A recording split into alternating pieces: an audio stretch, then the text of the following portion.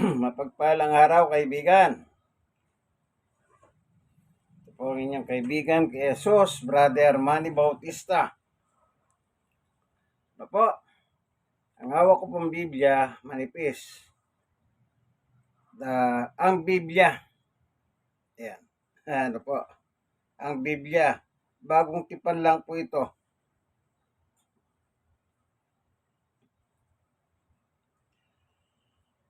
Ano po, mag-aaral po tayo.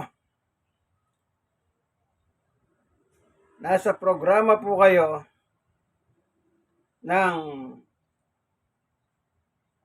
kasaysayan ng hiwaga. Yan. Iba na naman pong segment ito, ano? Kasaysayan ng hiwaga. Bakit po kasaysayan ng hiwaga? Kasi po nakapaluhob ang hiwaga dito sa ating pag-aaralan. Ano po? Para mabago-bago naman po tayo.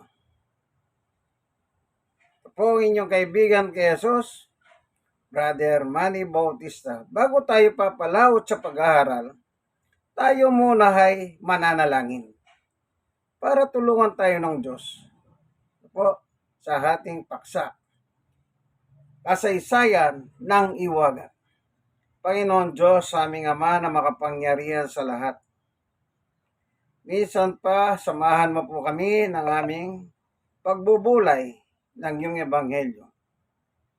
Buksan mo ang puso ng mga tao makakapanood ng bidyong ito. Kung sila man po may dalang iba't ibang kabigatan sa buhay, iyong pagalingin sila o paghahanin sila, O Diyos. Kung sila man po may daladalang iba't ibang karamdaman, iyong pagalingin po sila, Panginoon Diyos. Sapagkat sa iyo ay wala pong imposible. Lahat ng bagay sa iyo ay posible. Na po, sa ngalan ni Jesus, Amen and Amen. God is good all the time.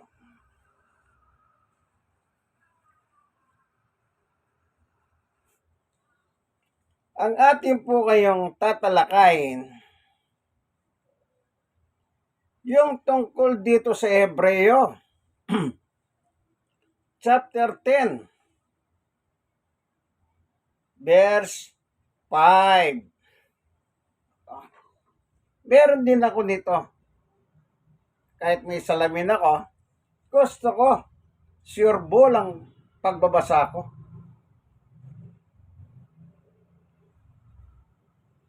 Basahin po natin para sa lahat. Ito. Kaya't pagpasok niya sa sanlibutan ay sinasabi, ay natandog ay hindi mo ibig. Ngunit isang katawan ang sa haki inihanda mo. 6. Sa mga handog na susunugin at mga haing patungkol sa mga kasalanan ay hindi ka nalugod. 7.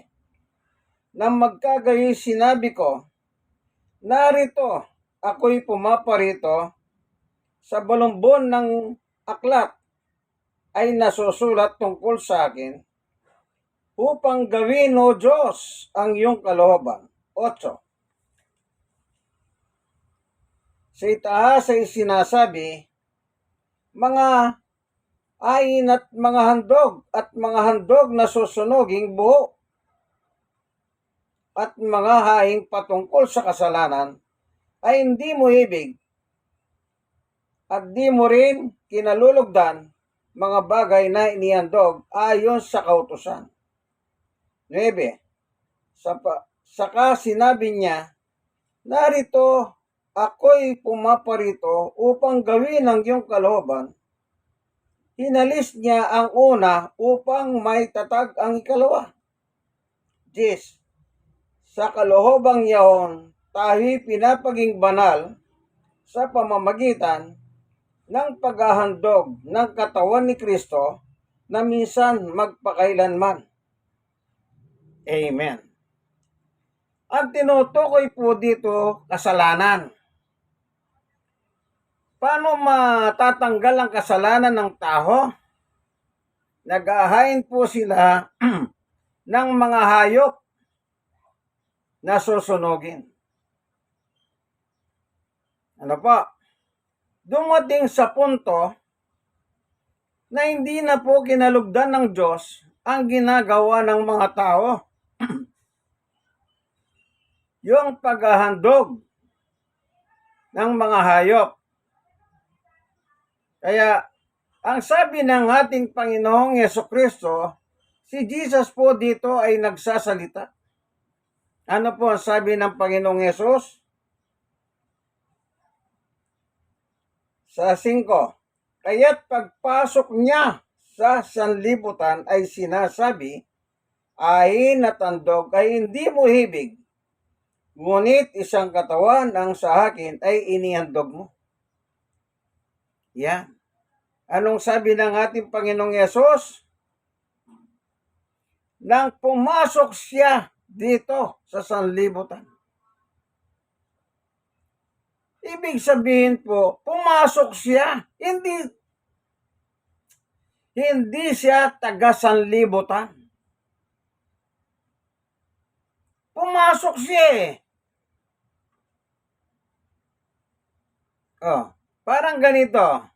Bilog. Ito yung mundo. Shoo! Pumasok. Oh. Nakuha niyo po yung ilustrasyon. Ito yung mundo. Then, pumasok siya. Hindi siya taga sanlibutan. Tayo po ang taga sanlibutan. Ano ang purpose? Bakit kailangan pumasok si Jesus dito sa mundo natin o sa sanlibutan? Meron siyang layunin eh. Ito, wag muna tayong lalayo dito, ano po. Basahin lang natin Hebreo 10:5. Kaya't pagpasok niya sa sanlibutan ay sinasabi, ahin at handog ay hindi mo hibig, ngunit isang katawan ang sa aking inihanda mo. Ibig sabihin po dito ng talatang ito, wala pong katawan si Jesus. Kung may katawan, bakit sinabing isang katawan ang inihanda mo sa akin? Ano po? Huwag malikot ang inyong utak. Oh. Dito po sa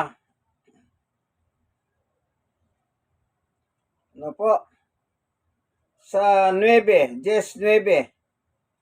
Saka sinabi niya, narito, ako'y pumaparito upang gawin ang iyong kalooban. Yan. Saan siya pumarito? Dito sa ating mundo. Anong sabi niya? Upang sundin ang iyong kalooban.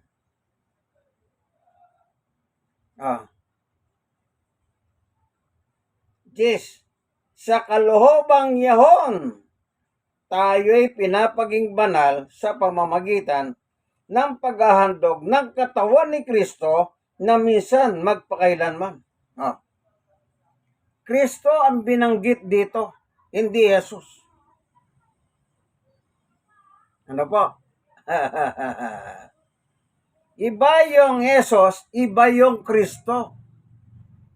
Yung Jesus sa katawang tao. Yung Kristo, yun yung tagalangit. Basahin natin para wag magulumingahan na sa inyo. Yung Jesus, yung ipinaglihi ni Maria, na tatawaging Jesus. Ano ba? Yung Kristo, yun yung anak ng Diyos na buhay na tagalangit.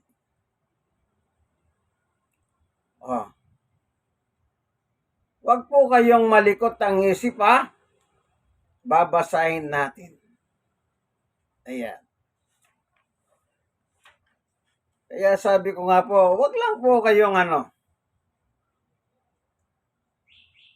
maratel, manapa, mag-aral po kayo. Magbuklat kayo ng Biblia nyo. Ang ginagamit ko, ang Biblia. Ano po? Ngayon, tignan natin yung paano nagkaroon ng laman. Kasi sabi kaya't pagpasok niya sa sanlibutan ay sinasabi, ayin at andog ay hindi mo ibig. Ngunit isang katawan ang sa akin ay inianda mo. Yung katawan.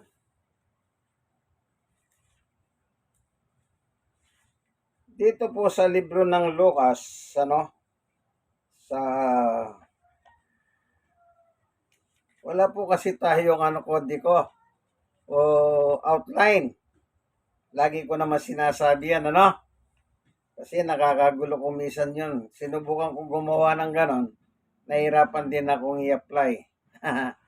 Kaya ako umasa, bago ko nagsisimula, ako ay nananalangin sa Diyos upang ganon samahan tayo ng banal na espiritu sa ating pag-aaral. Doon na lang po ako nagre-rely, through prayer bago tayo magbuklat ng kasulatan, po. Kaya hindi po ako, wala akong kodiko or outline na ginagawa ng iba, lalo na po ngayon dahil sa galing ng internet, yung kanilang cellphone, yung mas malapad na mga cellphone, ano bang tawag doon? O napapasin nyo ba yung mga pastor, nagsasalita, meron silang pinipindot? Di ba? Ako hindi po ganon. Hindi ko po yan. Inuugali. Basta ako nagdadasal ako bago tayo pumapalaw sa ating pag-aaral. Dito po sa libro ng Lucas 1:26. Ito po.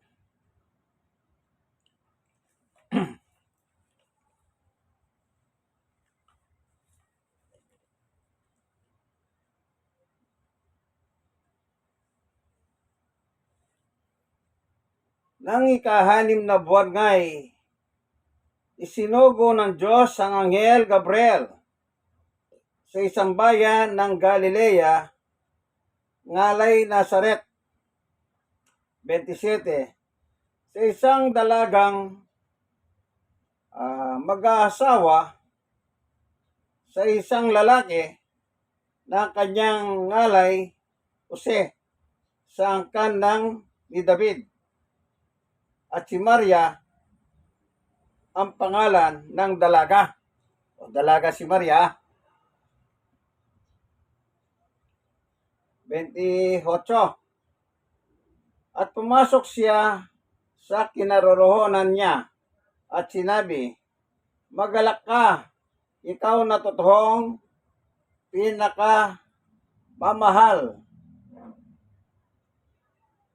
Ang Panginoon ay sumasa iyo. 29.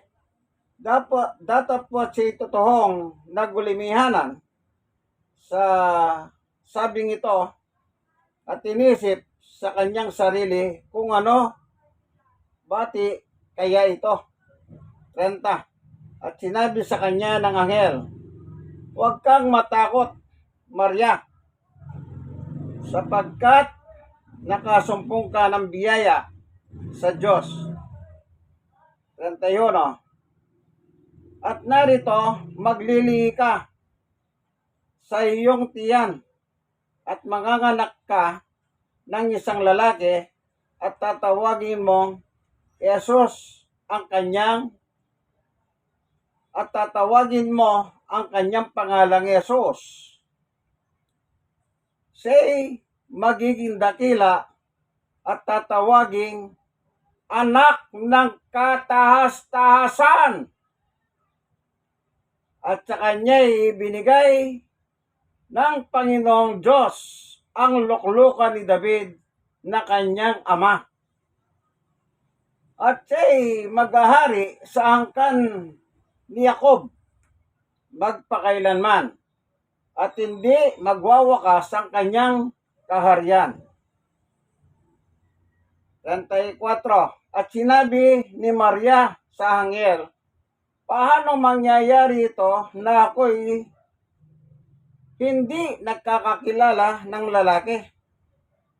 35. At sumagot ang anghel at sinabi sa kanya, bababa sa iyo ang Espiritu Santo. Alin ang bababa? Espiritu Santo. At lililiman ka ng kapangyarihan ng kataas-taasan. Kaya naman, banal na bagay ang ipapanganak at tatawaging anak ng Diyos. Yan. Ito po yung Yesus. Kasi sa Hebreo, hindi sinabing Yesus kundi Kristo. Bakit hindi sinabi ang Yesus? Balikan natin.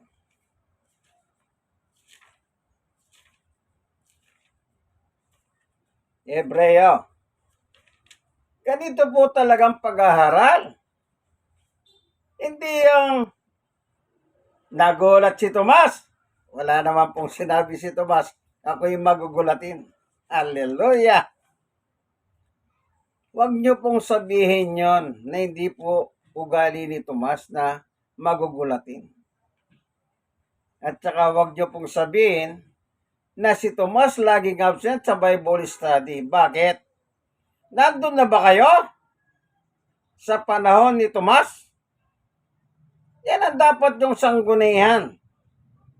Ang sagutin nyo.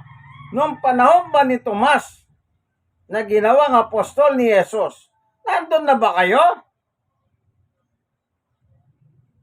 Bakit yung sinasabing si Tomas pala absent sa Bible study? Si Tomas ay nagulat. Di po ba? Wala pa sila noon. Hindi pa sila tao. Okay. Hebreo. Yes. 9. Saka sinabi niya, narito, ako'y pumaparito upang gawin ang kalooban, ang iyong kalooban. Inalis niya ang una upang may tatag ang ikalawa. Yes, sa kalooban, Yahong taho'y pinapaging banal sa pamamagitan ng paghahandog ng katawan ni Kristo na minsan at magpakailanman. Katawan ni Kristo. Si Kristo nilagyan ng katawan ng Diyos. Kaya sabi dito sa Hebreo 10:5, ulitin natin, kaya't pagpasok niya sa sanlibutan ay sinabi, ahin at andog hindi mo ibig, ngunit isang katawan ang sahaki inihanda mo. Ayon. Yung katawan na ipinanganak ni Maria,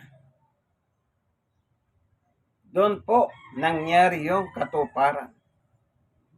Na yung Kristo, nilagyan ng laman ng katawan at ang tawag sa kanya, anong sabi ng Anghel Gabriel? Tatawagin mong Jesus. Sino yung Jesus? Anak ng kataas-taasang Diyos. Sino may sabi? Anghel. Sino si Anghel Gabriel? Sinugo ng Diyos kay Maria. Kung anak si Jesus ng kataas-taasang Diyos, naturalmente, yung kanyang anak ay Diyos din, gaya niya. Maliwanag po ang talata ng Biblia. Huwag lang kayong magmalikot ang utak. Huwag kayong maniwala sa inyong mga ministro. Matakot kayo, kaibigan. Matakot kayo. Oh, anong sabi? 31. At narito, maglilihi ka sa iyong tiyan at manganganak ka ng isang lalaki at tatawagin mo siyang, ang itatawag mo ang kanyang pangalan ni Jesus. 32. Siya'y magiging dakila, tatawaging anak ng kataas-taasan. Di mo ba napakaliwanag?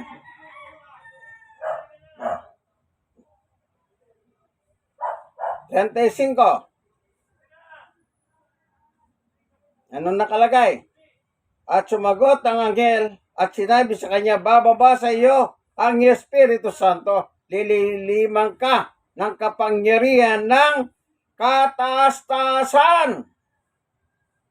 Kaya naman, ang banal na bagay na ipapanganak ay tatawaging anak ng Diyos.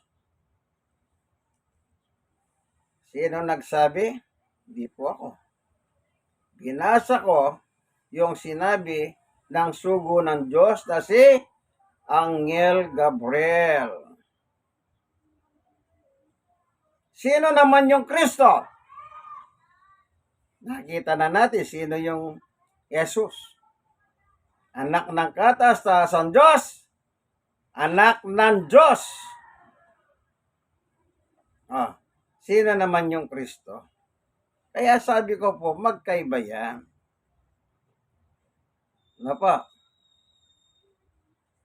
O siguro, umiikot na ang utak nyo yan, ano? O umiikot na yung pit nyo. Parang sinisilihan na hindi mapakali. Kayong mga nagsasabi, si Jesus ay hindi Diyos kundi tao. No way. Hindi lang kapiraso ang Biblia. Isang piraso, ikalawang piraso, ikatlong piraso. Marami!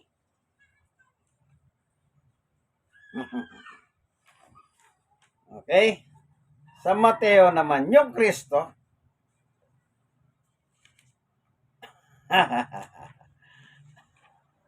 alam niyo po, natatawa ako. Ay, ewan ba? Ito, Mateo 16:13. Nang dumating nga si Jesus. Anong pangalan? Jesus. Kasi po, nung panahon na ito, nasa lupa na siya. Yung katawan na inihanda ng Diyos, yun ang nakikita ngayon kay Jesus. Kagaya natin. No? May laman at dugo na. Kaya may katawan na po yung Kristo. Pero ang tawag sa kanya sa lupa, Jesus. Hindi na po Kristo. Nang dumating nga si Jesus, so kita niyo po, Jesus. Sa mga sakop na Cesarea ni Filipo, ay tinanong niya sa kanyang mga halagad na sinasabi, ano baga ang sabi ng mga tao kung sino ang anak ng tao? Kita niyo po, anong sinasabi ni Jesus sa kanyang sarili? Anak ng tao. Kasi po, pinanganak siya ni Maria. Kaya ginagamit niya yung anak ng tao.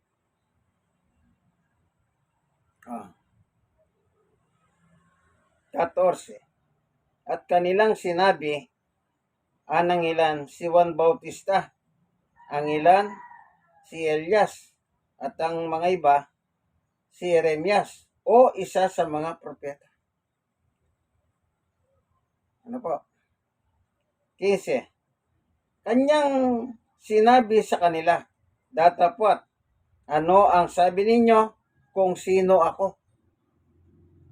16. Sumagot si Simon Pedro at sinabi, ikaw ang Kristo,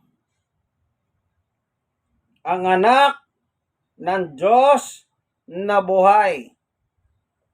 Pansinin niyo po si Pedro. Kaharap si Jesus ng harap-harapan. Walang face mask, walang face shield. nagtanong po si Jesus sa kanila. Kasi sa tao, ang pagkakilala kay Jesus, isa sa mga propeta. Pinangalanan pa yung mga pangalan ng propeta. Pawang mga tao yun. Kaya ang pagkakilala nila kay Jesus, tao rin na gaya ng mga propeta. Di po ba tao ang mga propeta na binabanggit sa Biblia? At namatay nga sila eh. Pero si Jesus namatay. Pero, nabuhay na maguli. Okay, tuloy. 16. O sa 15, tanong niya. Kanyang sinabi sa kanila, datapwat ang sabi ninyo kung sino ako? At sumagot si Simon Pedro at sinabi, ikaw ang Kristo, ang anak ng Diyos na buhay. 17, ito na po ang testimony ng Panginoong Jesucristo. Sa sagot ni Pedro, na ikaw ang Kristo, ang anak ng Diyos na buhay.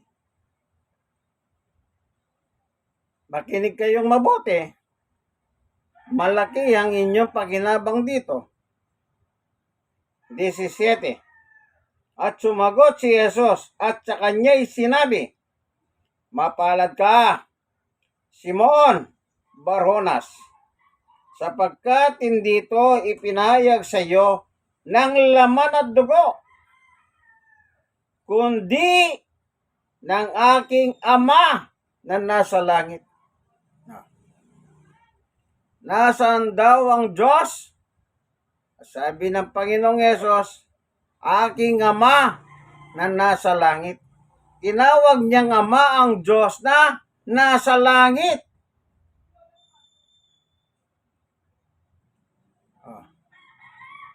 Yung sinabi ng Anghel Gabriel, tumpak. Tatawagin siyang anak ng Diyos, tatawagin siyang kataas-taasang Diyos na anak.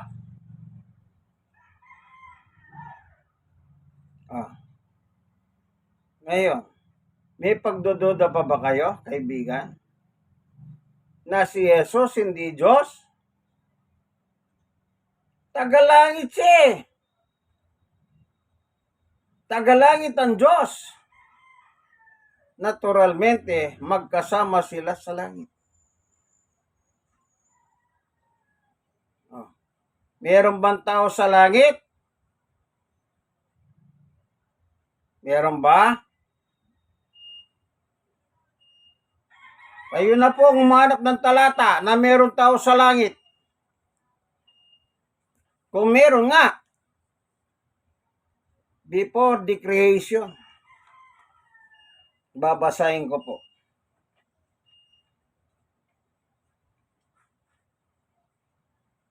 Anong sabi ng Panginoong Jesucristo? Sa kanyang epistola nung siya po'y nangangaral?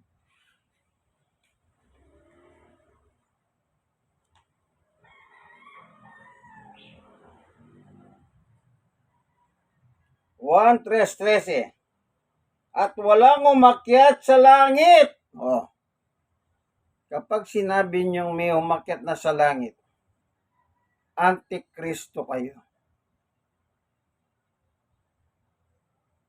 Sino may salita nito? Ang Panginoong Yesus. At walang umakyat sa langit, kundi ang nanggaling sa langit. Saan galing ang Yesus, ang Kristo? Sa langit. Bumaba, pumasok sa sanlibutan, at isang katawan ang inihanda mo sa akin. Anong pangalan ang ginamit? Jesus. Ay po, Kristo. Nang narito na sa lupa, anong tawag? Jesus. Hebreo, balikan natin.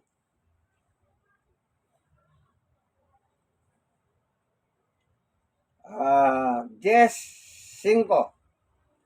Kaya't pagpasok niya sa sanlibutan, sinasabi, ahin at handog ay hindi mo ibig, ngunit isang katawan ang sa akin inihanda mo.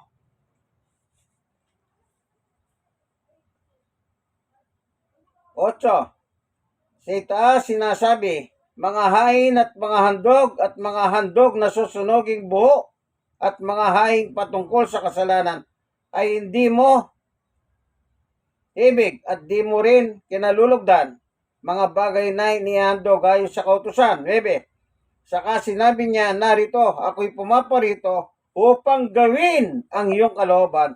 Inalis niya ang una upang may tatag ang ikalawa. 10. Sa kaloobang ito, sa kaloobang yahon, tayo'y pinapaging banal sa pamamagitan ng paghahandog ng katawan ni Kristo na minsan magpakailanman. Yung Kristo nilagyan ng katawan, yun ang ipinako sa cross. Inihandog. 1:29, narito ang kordero ng Diyos na naghahalis ng mga kasalanan. Basahin natin. So, nalaman natin ng Kristo, nalaman natin ang Yesus ayon sa kasulatan. Hindi tayo nag-iimbento, hindi tayo nagdadagdag, hindi tayo nagbabawas. Hindi rin tayo nanloloko.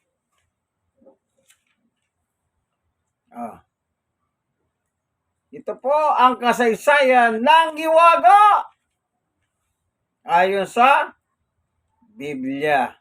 Ang Biblia. Ano po? So, maliwanag po, ano?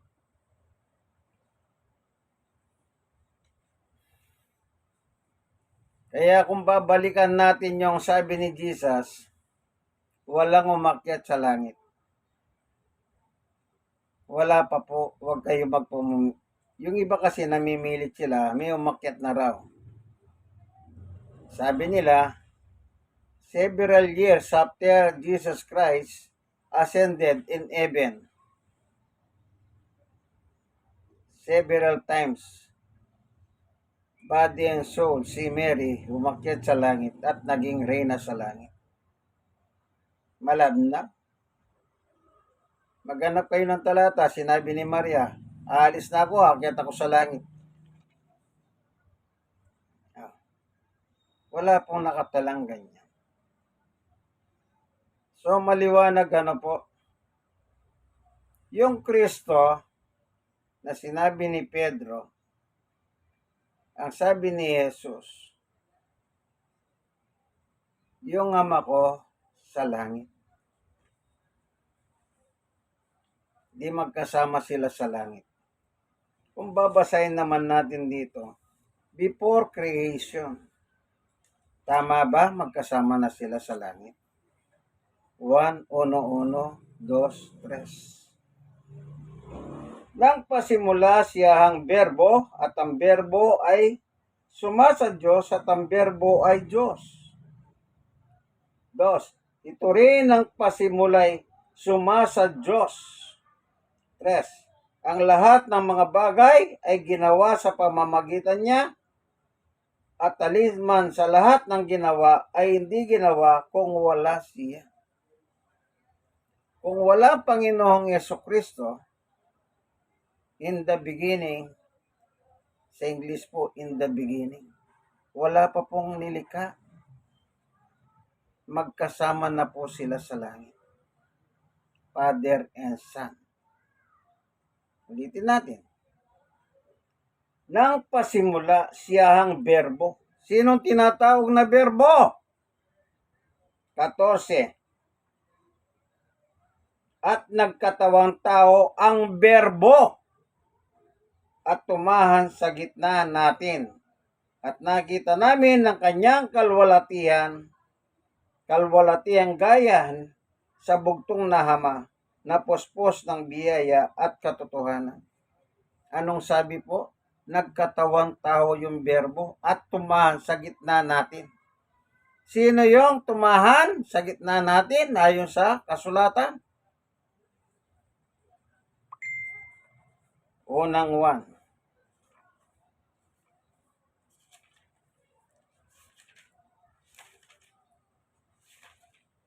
Unang 1. 1.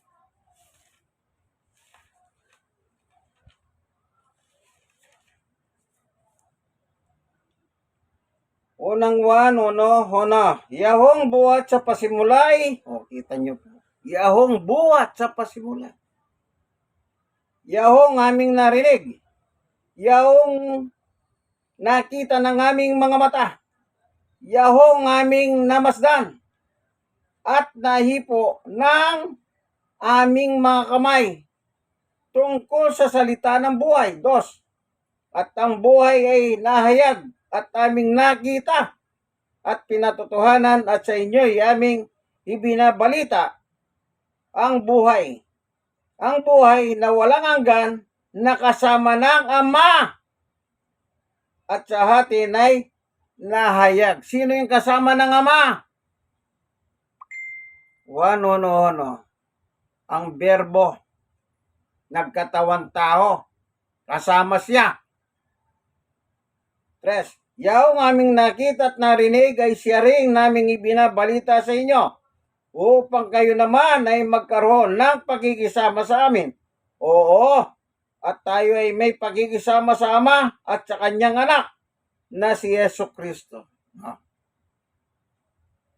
Nabanggit na yung pangalan ng Ama at nabanggit na ang pangalan ng Yesu Kristo. Sino yung nakita? Si Yesu Kristo. Siyon ang tumahan sa gitna natin. Sabi doon sa 1. 1:14. 4. At ang mga bagay nito ay aming isinusulat. Oh. Yun pala sinulat ni Juan. Upang ang ating kagalakan ay malubos. Sino sinulat ni Juan? Yung kanyang nakita, narinig, namasdan, nahipo ng kanyang kamay. Sino yon?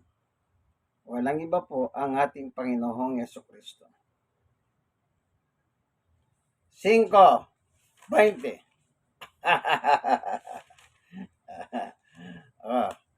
Wag malikot ang utak. Baka kayo, ano? Hindi po pala absent sa Bible study si Tomas, ha? Lalo na yung Hallelujah. Kawawang Tomas. Patay na, binabanatan pa. Apostol yon. Baka akala nyo. Kahit na maduda, apostol pa rin yon ni Jesus. 20. 1:5:20. At nalalaman nating naparito ang anak ng Diyos. Sino po yung anak ng Diyos? Sino? Sa katawang tao, siya po yung Jesus. Nung bumaba siya, anong pangalan?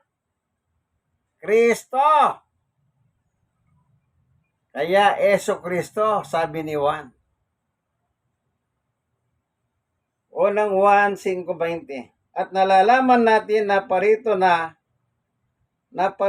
ang anak ng Diyos at tayo binigyan niya ng pagkahunawa. Salamat, Panginoong Yesus, binigyan mo po ako ng unawa. Praise Jesus. Sino nagbigay ng unawa sa akin? Ang Panginoong Jesucristo. Kung ano po yung nakasulat, lahat yan tinatanggap ko. Tuloy. At nalalaman natin na naparito ang anak ng Diyos at tayo binigyan ng pagkahunawa. Yung nagsasabing si Jesus ay hindi Diyos kundi tao, walang unawa yun, ano? Hindi sila binigyan ni Jesus ng unawa. Yun yung mga, sabi ni Pablo sa Roma 1:22, nagmamarunong lumitaw na mga hangal. Mga angal. Ulitin natin. At nalalaman natin na parito na ang anak ng Diyos at tayo binigyan niya ng pagkaunawa upang ating makilala siya. Sino yung siya? Anak ng Diyos na totoo. At tayo nasa Kanya na totoo. Sa makatwid ay sa Kanyang anak na si Yesu Kristo. Ito ang tunay na Diyos at ang buhay na walang hanggan. Amen! Ang pinag-uusapan lang dito ang anak ng Diyos. Anong sabi? Ito ang tunay na Diyos at ang buhay na walang hanggan. Kanino natin matatagpuan ang buhay? Kay Jesus. Yan po ang totoong biblical teaching. Nalaman nyo na kung sino yung Jesus at sino yung Kristo. Sabi ko nung nakaraan ng aking video, ibang aral itong Jesus, ibang aral itong Kristo. Ito na po.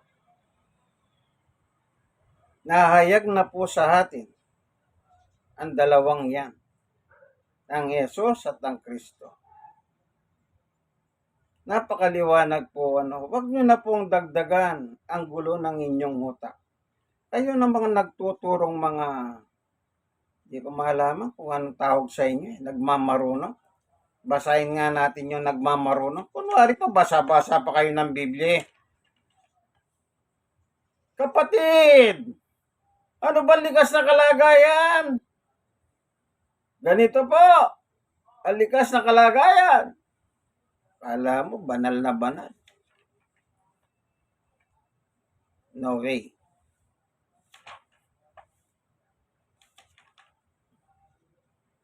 Ano po? Roma, ano yung binanggit ko kanina? Roma?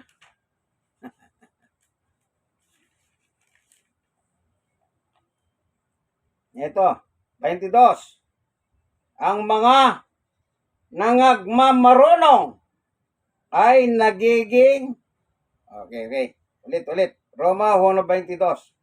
Ang mga nangagmamarunong ay naging mga mangmang. Mangmang pala. Sa ibang salin, nangal. Doon sa magandang balita Biblia.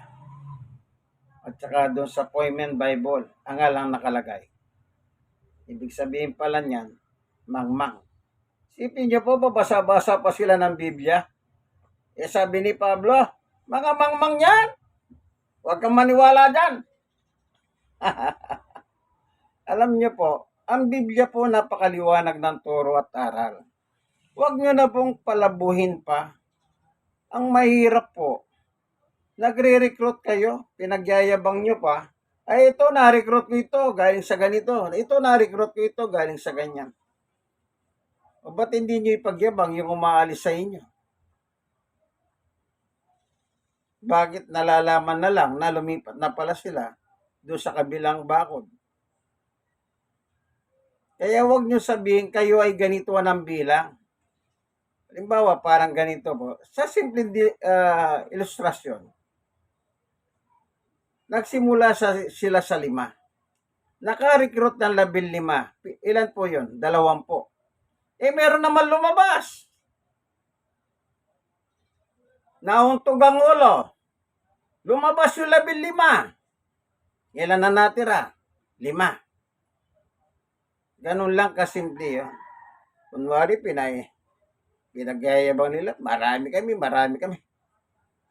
Hoy! Gising! Pati yung mga tao, yung mga na-recruit ninyo, pinagloloko nyo sila. Hindi po tama yan. Kung ano po yung nakalagay, yun lang po ang ating paniwalaan. Wala pang lahat. Nakatala sa Biblia, wala pang lahat. Before the creation. Magkasama na po sila. Ang Diyos at ang kanyang anak. Meron po bang dinagdag? Ako? Meron ba akong binawas? Ako? Wala. Letra por letra kung binabasa yan. Ayon sa ang Biblia. Kaibigan. Ayan. Like ng like ng like. Share ng share ng share. Sa marami. Subscribe. Mag-subscribe po kayo. Ano po? Lalo na yung mga nagtuturong si Jesus, hindi Diyos. Mag-subscribe kayo. Ano po? Ito pong inyong kaibigan kay Jesus. Brother Manny Bautista. In Christ alone. Oh, di po ba? In Christ alone. Nasa programa po tayong ang kasaysayan ng iwaga ayon sa ang Biblia.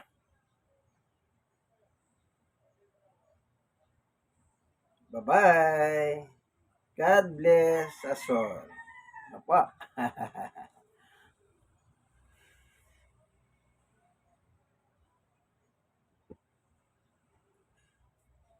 Hanggang dito na lamang po ang aking munting video. Sana po, huwag po kayong magalit sa akin. Kung sakali man, nadadahanan ng inyong maling paniwala, huwag kayong magalit. Matuwa kayo. May kagaya ko po nagsasabi ng katotohanan. Ano po? Na pwede nyo kapulutan ng aral. Hindi po ako nanloloko. At lalong hindi ako magpapaloko. Salamat kay Jesus. Binigyan po ako ng unawa. Naunawaan ko na po ng aking Panginoong Yesus ay anak ng Diyos na buhay. Amen? Amen. Dito na lamang kaibigan, huwag niyo po kalimutan, like and like and like, subscribe and subscribe, and share sa marami. Na? Bye-bye.